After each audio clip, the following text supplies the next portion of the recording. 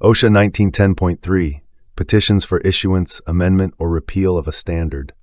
1910.3a. Any interested person may petition in writing the Assistant Secretary of Labor to promulgate, modify, or revoke a standard. The petition should set forth the terms or the substance of the rule desired, the effects thereof if promulgated, and the reasons therefor. 1910.3b. 1910.3.1. The relevant legislative history of the Act indicates congressional recognition of the American National Standards Institute and the National Fire Protection Association as the major sources of national consensus standards.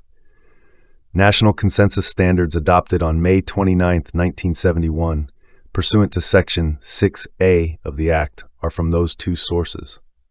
However, any organization which deems itself a producer of national consensus standards within the meaning of Section 3.9 of the Act is invited to submit in writing to the Assistant Secretary of Labor at any time prior to February 1, 1973, all relevant information which may enable the Assistant Secretary to determine whether any of its standards satisfy the requirements of the definition of National Consensus Standard in Section 3.9 of the Act. 1910.3.